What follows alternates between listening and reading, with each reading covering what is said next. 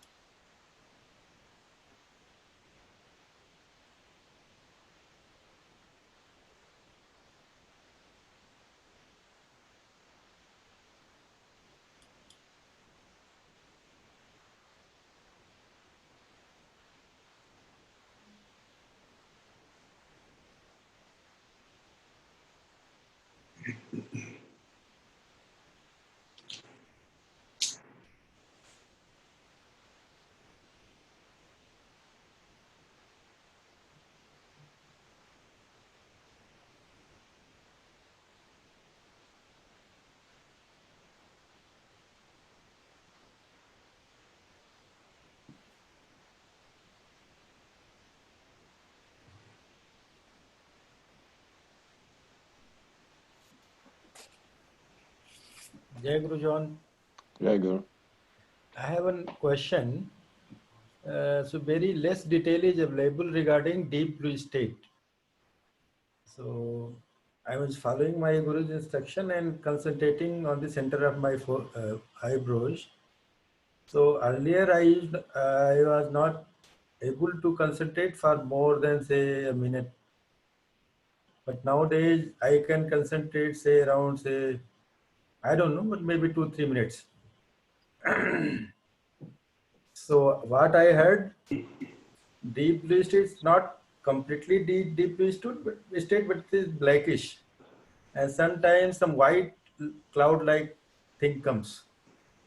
But if I concentrate there, it's kind of whole body goes numb.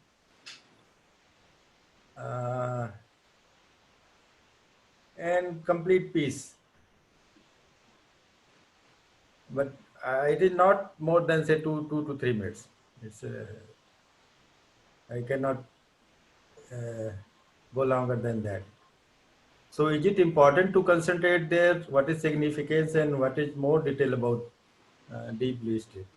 Yes, yes. Maharaj has said, and he'll tell people when he first gives mantra, to concentrate on the tip of your nose. So it's similar what you're talking about. Concentrate where your eyebrows are, or this area of concentration, because mind is always busy, moving about, and this concentrates and kind of keeps the mind busy. You're told by the master to concentrate on, keeping eyes on the eyebrows, or in Maharaj's case, the tip of the nose. And that way then the mind is focused.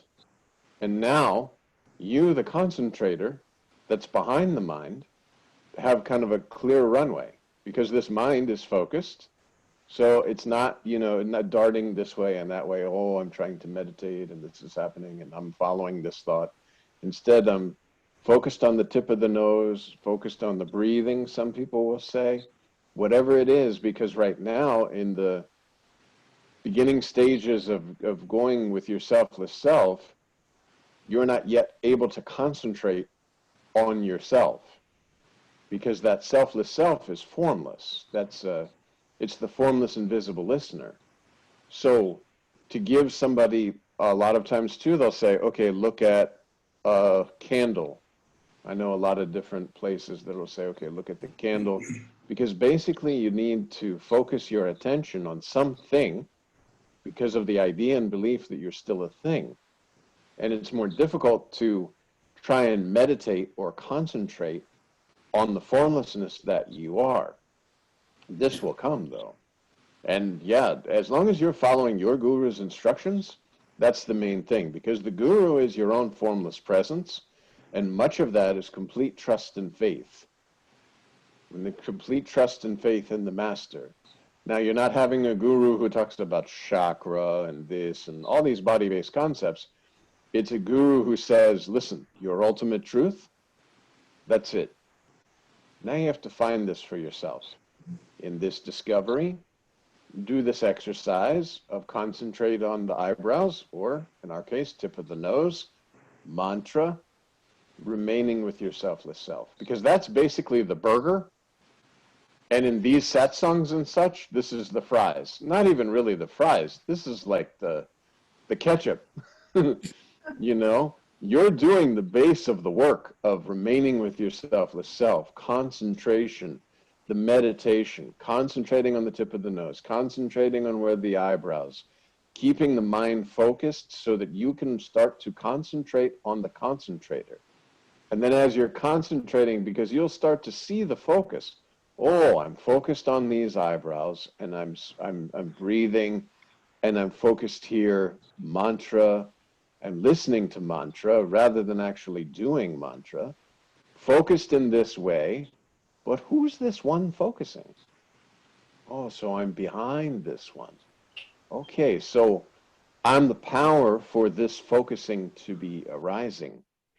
And now, as I continue to remain with my selfless self, continue in our lineage with the mantra, remaining with the tip of the nose, breathing, after a while it becomes spontaneous, because now you've touched that selfless self, the invisible, anonymous, unidentified identity. You can't see it, but you can feel it subtly as a sense of presence through the body.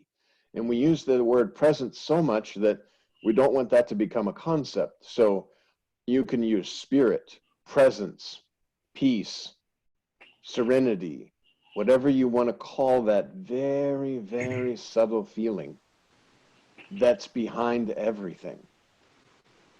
You're continuously, without having to say diving into your selfless self, you're literally inviting the attention of the invisible listener, that you are, as you're maintaining this meditative kind of, okay, these are the instructions my master gave me, and this is what I'm doing.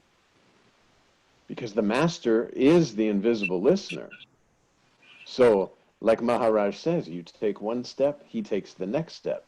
It's a two-way street. If Maharaj says, I give you this mantra, I want you to sit for a couple hours every day, try to concentrate on the tip of the nose, try to concentrate on the breathing, and recite the mantra. Then the mantra will begin to be heard rather than done. It'll start to run spontaneously. You'll know the breathing is the rhythm of the mantra, and you're listening to the mantra as it's running through the body. And then you start to look at this listener. Who's this? Where is this one? And that's where it goes deeper and deeper and deeper in your selfless self. And that's why Maharaj says too, so many people, they take the mantra, they come to India, get on the plane, fly all the way to India, have this like little vacation or whatever. They come to take the mantra and they believe, I'm going to take this mantra and boom, that's it. Like it's finished. But they don't put in the work, don't put in the practice. They might sit in the ashram and say, okay, it's meditation time. Okay, let's meditate and thinking. And Nisargadatta Maharaj used to be able to know. They talk about this in the books where he would walk in and he would be like, no one's meditating.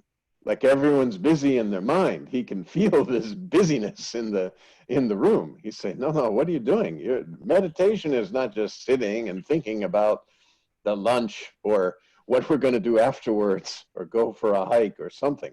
Meditation is remaining with your selfless self, concentrating on the concentrator, the invisible listener, anonymous, invisible, unidentified identity that you are. Then you go and you listen to bhajan, and that helps shake the body with the vibrations a little bit. Then you go and you listen to the knowledge in a satsang like this and the sharing. But this is just the very light. That's why Maharaj says this is basically the body-based knowledge and is kind of useless other than as a topping.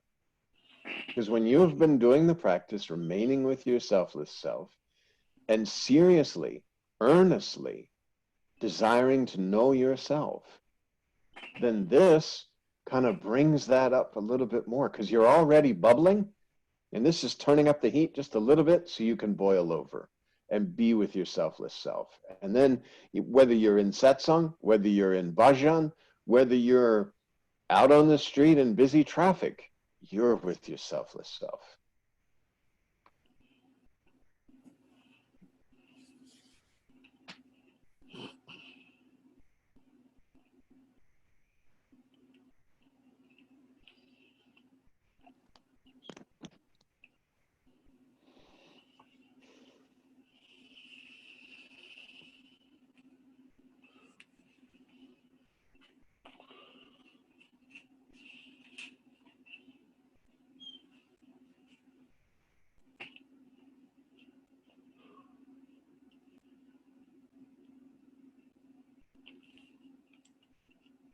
So being selfless, being in selfless self is kind of gradual process, or it's kind of sudden?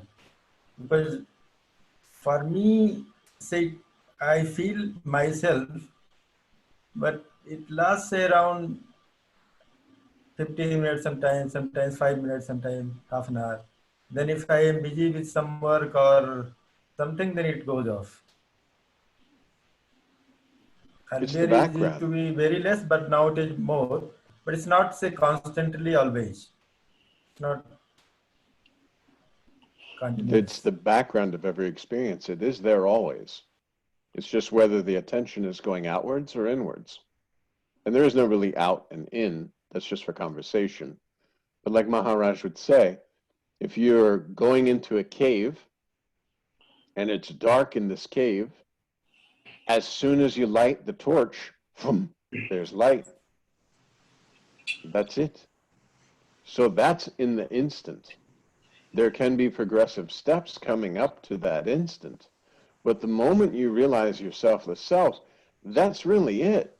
Like Nisargadatta Maharaj would say, if you remain with the I am removes all the doubts.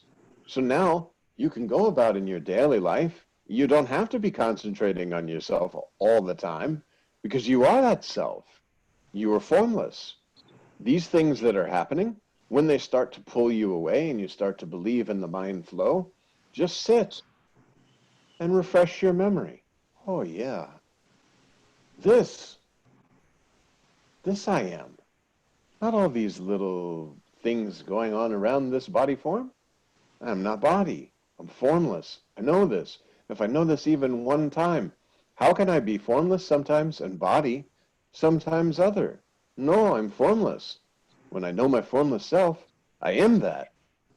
Then whether form is there or isn't there makes no difference. I'm formless. The form-based reality and the existence, the illusion of experience, these are just things that are occurring just like a dream. But I absolutely know it's dream. And I'm going to wake up. Wake up meaning I'll no longer have this body-based existence or this experience of experiencing. And yet I'll be there because I'm formless. I know this because I've used this body form to recognize or realize my formless nature. So now that's it. Now I can go ahead, do my job, do my duties. When things start to pressure and mind flow starts, oh, no. I'll just, okay. I'll just keep quiet. And even when I'm not keeping quiet, I'm still present. Because you're not a body. All of this body-based illusion is appearing within you, just like a dream. Just like when you lay down at night and sleep, and boom, an entire world is projected and you're in it, seemingly. Well, of course you're not in it. You are. You are the substance, the background of this dream.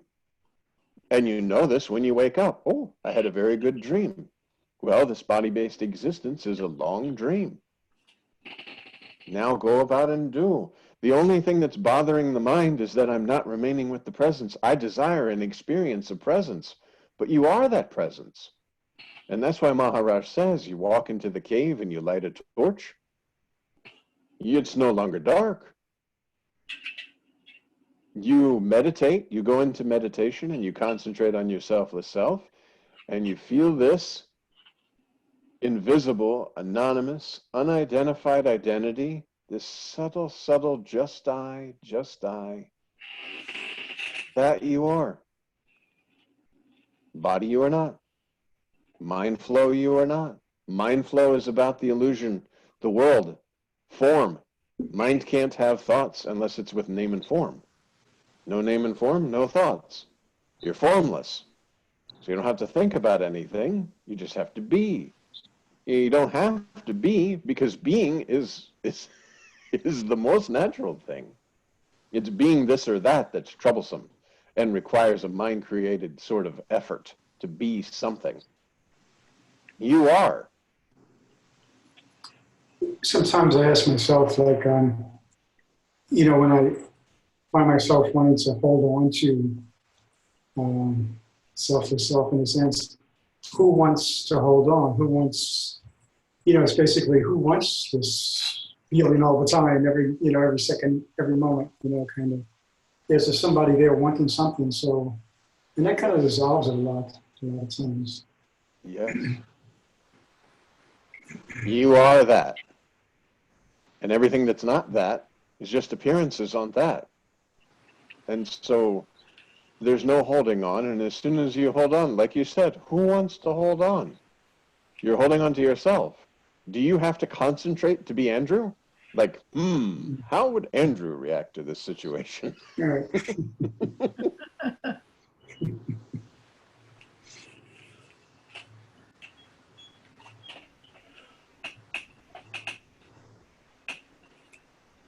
Mine may be there, mine may not be there, but you remain. No need to flow along with mind. Can be the river that's just kind of passing by. Whatever's passing by in the river, you're on the bank. No need to jump in the river.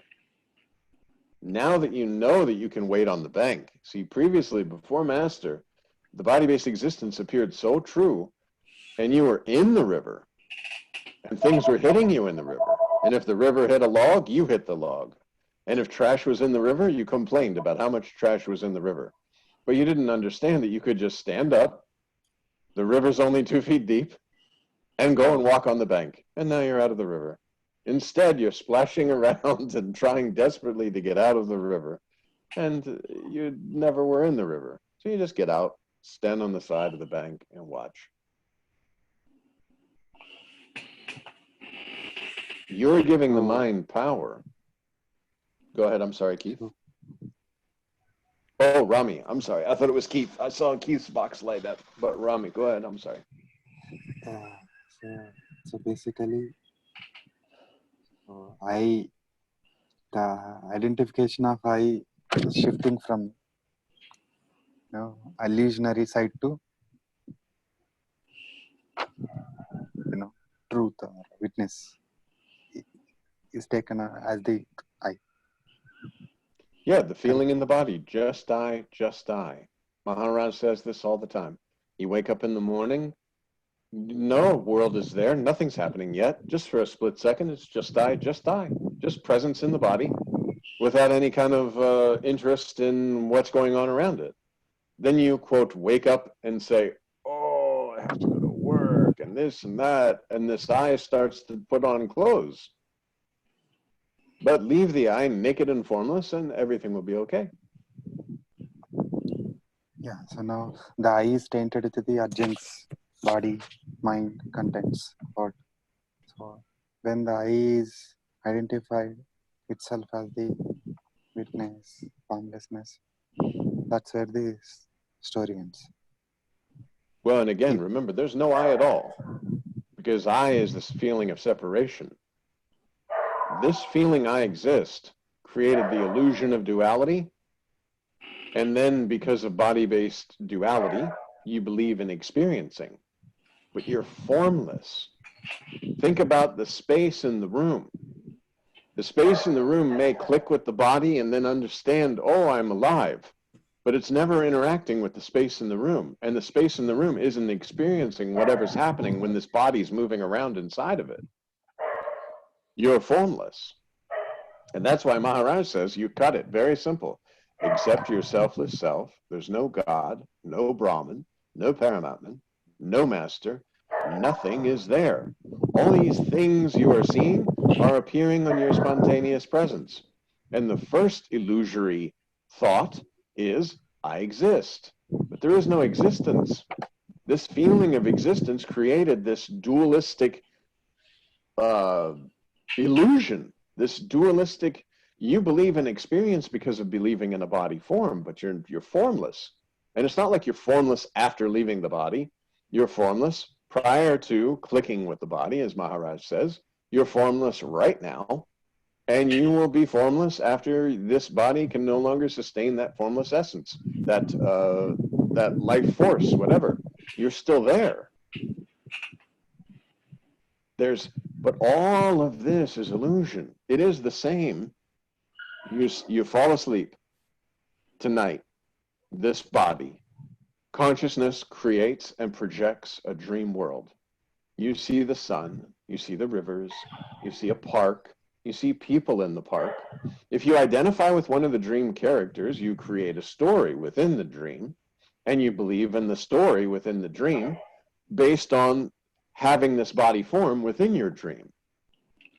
Now, the story can continue for a long time. Like sometimes you fall asleep and you can have an entire 4-hour movie in your dream, and it's only a very short time because you're creating everything, the movements, you might put birds in your sky, you might put people, or maybe there's no people in the park, or maybe one night there's people and one night there's no people. It's because the consciousness is just constantly creating. Spontaneously, things are arising on your presence, but you're formless because you're laying down sleeping. All this activity, all this world, all this life, all these things that are seen are within the dream. You're not using any eyes because your quote-unquote eyes of the body are closed because you're laying down sleeping. And once you wake up, then you remember the entire experience. And although it was true at the time, maybe you got hit by a car and that's what woke you up. And you wake up in your bed and you're, oh, I was not hit by a car. Okay, everything's good. It may have appeared very real. It may have impressed that you were hit by a car, but yet you were sleeping. It was totally illusion. Let's say you dream one night that you're a multimillionaire. We talked about this before.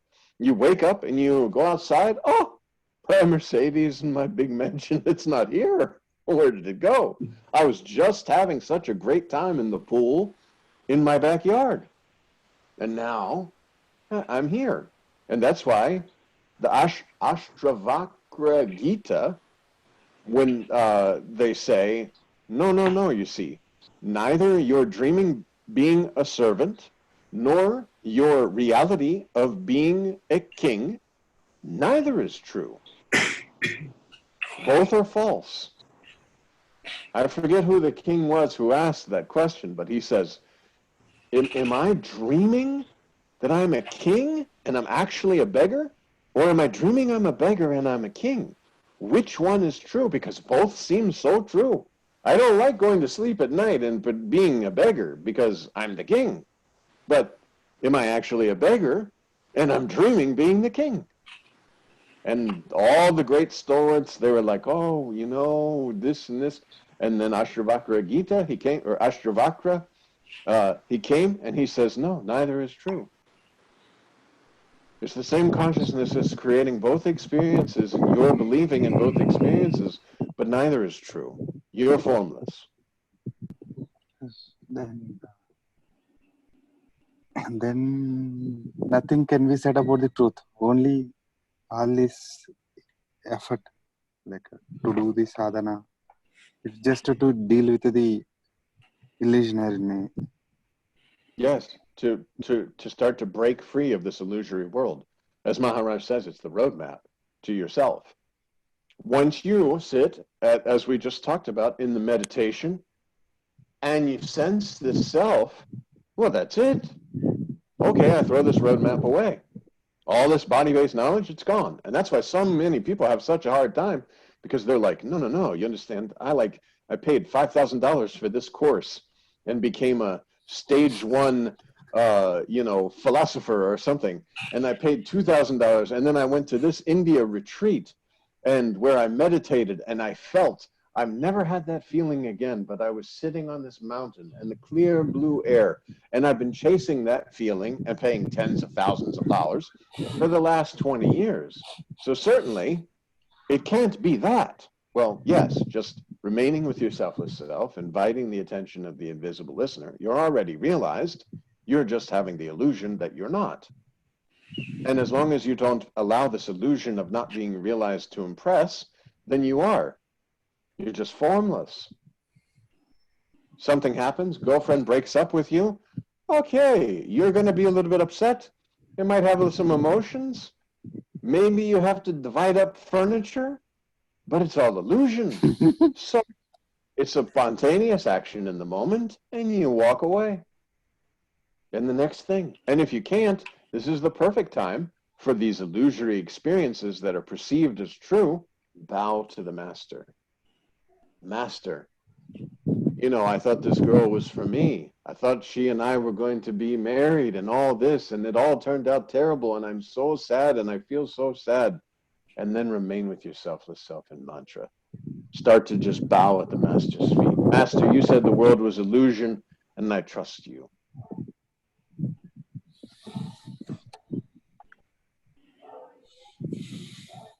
Same with job. Same with any of these illusory experiences. Remain at the feet of the master. This is so important. Remain at the feet of the master. The feet of the master is the master's teachings. You are not body, you were not body, you're not going to remain the body.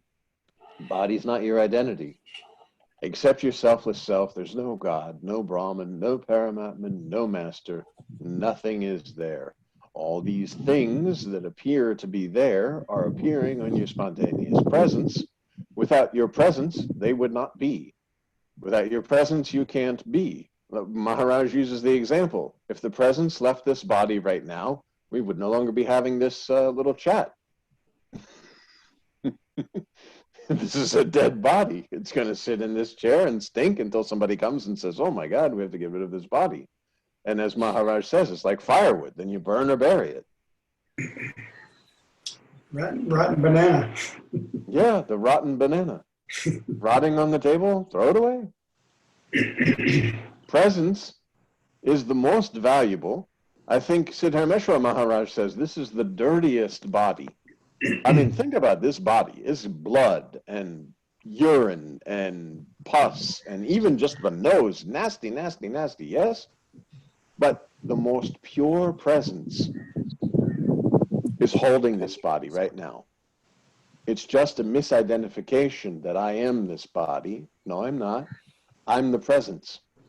And I never was impure by any of the body-based things or any of the body-based actions or any of the body-based activities because I'm formless. There's no deed, no doer. So all this karma, dharma, shwarma, all that stuff, that can be thrown away. There's nothing. All of these are body-based concepts. And Maharaj uses the example very quickly and easily. Prior to body, did you know anything about karma? No. Did you know anything about gods or goddesses? No. Nothing was there. None of these things that appeared on your spontaneous presence were there. So anything that you're acquiring using this body is really kind of meaningless, as we talked about in the dream. Tonight, if I dream that I'm going on a journey and I start to acquire things, my credit is super excellent and I win the lottery and now I have this $40 million house and I have all this kind of stuff. Now I may, inside the dream, say, oh, I really don't want to wake up because look at this life. Like I know when I wake up tomorrow, I'm back at my house. And yet right now I have this big mansion and these cars and everything that I could ever want. Why would I want to wake up? And I'm attached to that is not true. And the same is right now. In this waking state, we're attached to that is not true. And this goes back to the example of the ants. Pour water and the ants run. Why? Because presence in the form of the ant believes it will no longer exist if this water kills it. And the ant is attached to the body.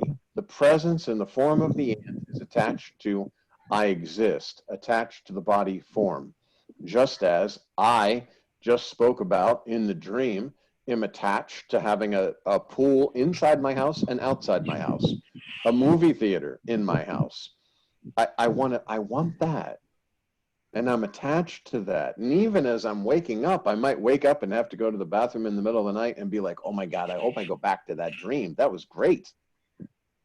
Because it's impressed so strongly that I'm experiencing this.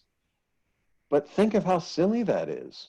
It's like clouds in the sky that are taking shape of a dog or a cat or an elephant. And I say, I want that. And the same is true in the waking state.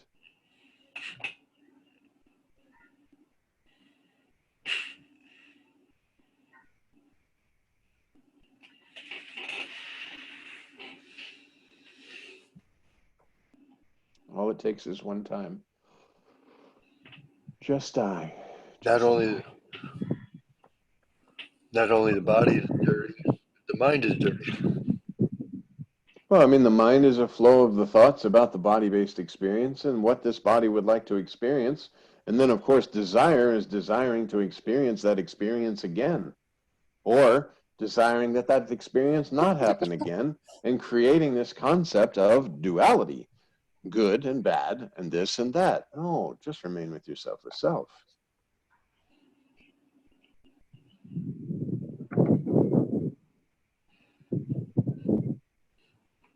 But then again, anything is kind of just another trap. Well, you just remain. Again, like Ramakant and Nisargadatta Maharaj both say, in the morning, you first wake up, just die, just die. When you're with your selfless self, that's the sensation you will see. Just die, just die, just die.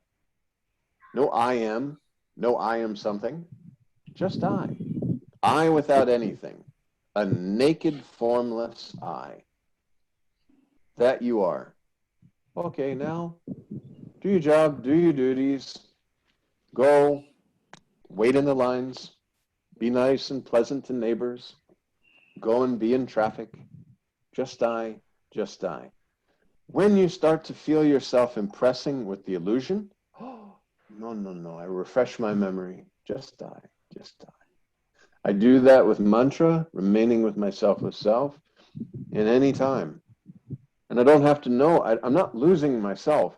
This is a concept of the mind to keep the mind alive, and you're providing power to this mind because you say, sometimes I'm selfless self and sometimes I'm not. Sometimes I feel absolute joy and peace, and I desire to continue the experience. And yet I am. I simply am. And when I start to get disturbed of anything, I just remember, I am not body, I was not body, I'm not going to remain the body. I do this with mantra. I remain with my selfless self. As soon as I've meditated and found this golden jewel within, just I without anything, naked, formless I know that's the reality.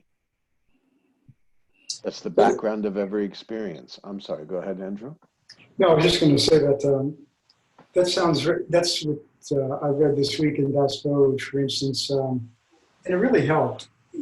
There's a sub-chapter in chapter 7 called Discarding the Imagination, and he speaks about the imagination as darting all over the place. You know, one time it's imagining danger, another time it's imagining this, and, you know, one thing that's another.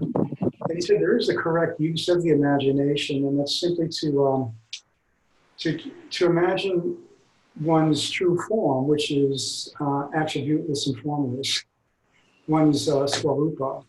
And eventually the imagination dissolves into that, you know, into that, I guess it's just the I, whatever.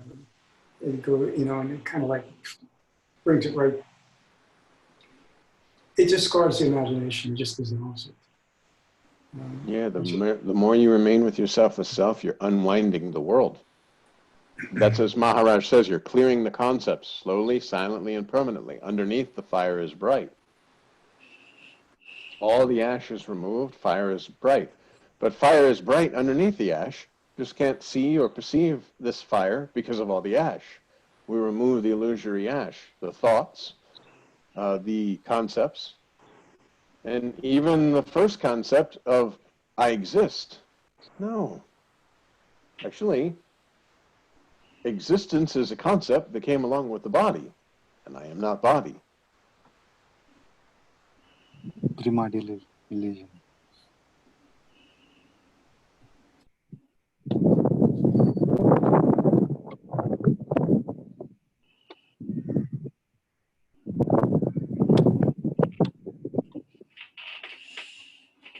Just think about how it would be so confusing if human being in this body form laid down and slept for 1 week and worked for 1 week, slept for 1 week and worked for 1 week. And you were literally sleeping and dreaming, and then you were waking up and going to work, and all. You would not be able to tell which was the reality and which was not, which one was more important. And which family do I have? Do I have this family that I'm dreaming about, or when I'm working and waking, or am I waking and which is it? Is it dreaming or waking? And basically it's the same every night. We go to sleep for a couple of hours or whatever, then we wake up for a couple of hours, we dream, and this is the same, which is neither, because it's the same consciousness. It's the same presence on which all of this is appearing. And that you are isn't experiencing, whether it be in your dream state or whether it be in your so-called waking state. It's formless. You know, John, something interesting is when you fall asleep and you go into the deep, dreamless sleep. There's a, you know, deep sleep, I guess, where there's no dream. And yet, what we don't fear that, we can actually, you know, that happens every night. You have some deep, dreamless sleep, right? And yet, there are no desires in that state. There, because there's nothing. There's no objects. It's, the awareness is or what a consciousness is there, but there's nothing to be conscious of.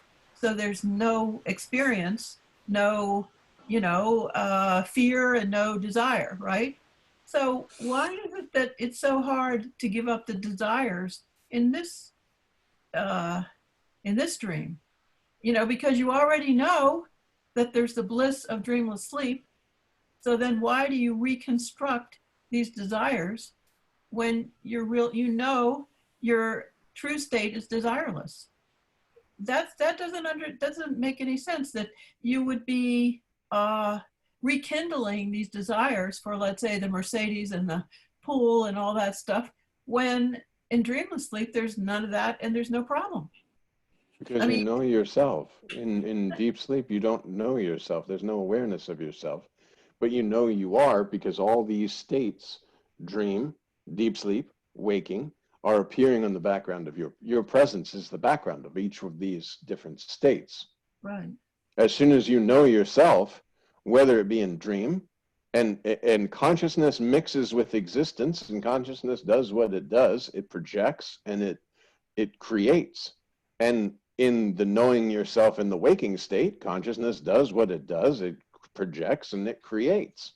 When there's no knowing, then it's similar to your true state, but we know this is a state because each one of these has appeared and you are the constant. Well, because it ends. Oh, it doesn't end. Deep sleep is not ending because you're waking up the next morning. So you're going to sleep, deep sleep is occurring, and you're waking up on the other side. But there's one continuum. And you know yourself both before and after the experience. So you're sort of knowing that you are. It's the knock, knock on the door, nobody's there. Well, you don't just go into sleep and then just disappear. You're there, there's just no knowing of this. And then as it stirs again, it creates the dream consciousness and then the waking up consciousness. But there's not when you talk about desires, because once you know yourself, you want things because you're projecting that you're a thing. Now, in the waking state, once you know yourself in a real sense, there will be no these desires because you'll see them as what would they do? How would they do anything? And in dream, you may start to kind of teach yourself within the dream. But this is the background that you are. Yes, if you're in the awakened state when you're awake, then you realize the emptiness of the dreams because you know what's true. So that why would you? That neither is true. Yeah, there's nothing to get. There's nothing to, no motivation to create any illusory thing because it's illusory. Well, but again, creation is there. You're going to spontaneously, as long as you're holding this body, the long dream. See, you're talking about the short dream of nighttime, and the long dream of body is the other dream that we're calling life and a lifespan. So if you're giving up this concept of being a body, then the lifespan is no more because you no longer have an object with which to measure time. It's like there's nothing. And yet you still see, okay, there's a table and I'm drinking water and I can go outside. There is an outside. It's not like my eyes are just projecting and there's no people here as soon as it's just, no, it's not like that because you're the formlessness, the power, the energy that's creating all of this. And it's a dream. Just like the nighttime dream, the waking state is the same dream. Yes, we have a deep sleep where you lose yourself, but again, that's still within the body-based illusion. You will not have any states when you are without this body-based illusion. So it's just like a long, deep sleep. Or well, it's not even. It's not long. This is the dream. This is the dream within that deep sleep. Yeah. You're actually in your deep sleep state. Are you All of feeling this deep? is just the dream, the disturbance that doesn't exist. And now when we're getting into this, then we start to have concepts of trying to understand this as separate from the dream. And that's why Maharaj cuts that by, he says, this is a long dream. I am somebody else is not true. So is it prior to being this deep sleep? There's no deep sleep. Deep sleep could be a concept too. Yes, You're just within the making, body-based illusion, deep sleep is a concept for when you are not knowing yourself. It's little mini death, I guess you could call it. But you can't really call it death. And the only reason we know it is because there's a side of waking and there's a side of sleeping with a dream. So therefore, there's like, oh, well, there's a time when I'm not sleeping and I'm not dreaming and I'm not waking, and I call that deep sleep. But that's as close to your true self as you can have, and yet you still know yourself because you're waking up, because you haven't left the dream of having a body yet. You're still perpetuating that dream of I am somebody else.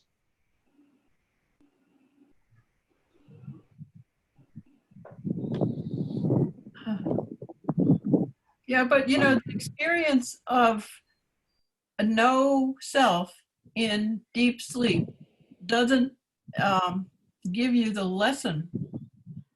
It would seem like if you really learned the lesson of that, then you wouldn't be having to create all these dreams.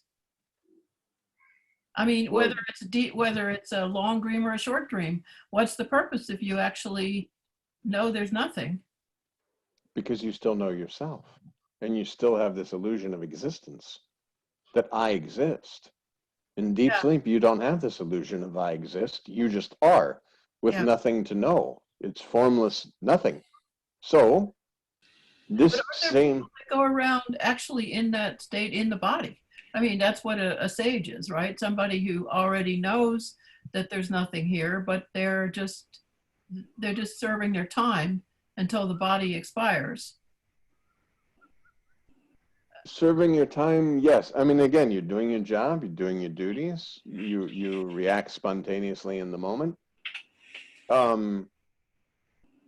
It's not really even serving your time, because whether the body is here or not, you know yourself. So you're not concerned about this. You're not saying, oh, what will happen when this body falls? I'm already bodiless using body. I'm already formless using this form. I don't have a mind that sits there and impresses that I am a form. I don't have this body-based, it's not a tight shirt anymore. I wear the shirts very loose. This was your experience. Sir, Yes. like, whenever like a movie is being watched, or whenever some stress is going on, but suddenly when the attention comes back, this Naam Mantra is happening. So does it needs to be stopped? Like Now, mantra needs to be stopped. What yeah, did you this say about? recitation, Go ahead.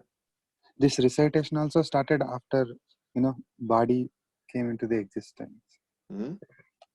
Does it needs to be dealt? Needs to be dealt with Well, Naam recitation of, Mantra is to be running and is slowly, silently, permanently erasing. You'll know when the spontaneous conviction comes, so that I am that, I don't need more. And that then, is like, in this moment, you can sit and you know, oh, the mantra is the breath, and it's saying I'm ultimate truth, and I know this. So I'm not having to repeat I'm ultimate truth, I'm ultimate truth, I'm ultimate truth, except, and again, when something arises and there is the thought of being something, it's good to just refresh the memories. I am not body, I was not body, I'm not going to remain the body. I remain with my selfless self. Because you'll see, as you remain with your selfless self and you go through these different experiences, you'll see that you weren't required to be in that experience. The experience was occurring on your spontaneous presence. You did not have to leave yourself, so to speak, nor is it possible to leave yourself. And you're consistently then interacting with all the body forms as if it is a dream, and you know it's a one-man show. Rami can't scream and cause trouble for anybody because Rami is not. The empty boat. Remember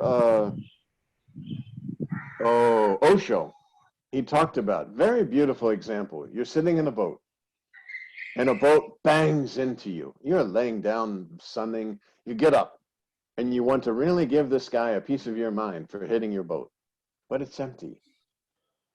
So to whom do you give the piece of your mind about the boat? Whose fault was this? You can't lay a blame. So just go through life. It's all empty boats, including the boat you're in. It's like Maharaj says, fighting with the air, kind of. Yeah. You Keep bet- your boat empty and all the boats will be empty. Yeah. Yeah, as soon as you create a full boat, then it becomes another boat. Yeah, It's like the guys standing on their feet in the subway. You know, you the same kind of thing. exactly. Yeah. Exactly. You're creating an object in yourself and an object in them, and then there's a war going on. Exactly. And then you are troubling yourself with being angry, and you get so caught up in being angry that you forget, well, that's my own self. And how silly this is. And that's how Maharaj talks about falling back into the illusory ditch. Don't do that. Yeah, not necessary. Not necessary. Okay. Every time you're disturbed, it's because you've forgotten the reality. Refresh your memories. I am not body. I was not body. I'm not going to remain the body. Accept my selfless self. There is no God, no Brahman, no Paramatman, no master. Nothing is there. Everything that is appearing on the spontaneous presence. The seer is formless. That's it. Well, that's the end of the night because it's 8:17. Oh, yes, yes. Very great. Jai Guru. Jai Thank you, Guru. thank you. Thank you all. Thank you. Thank you, sir. Thank you, thank you.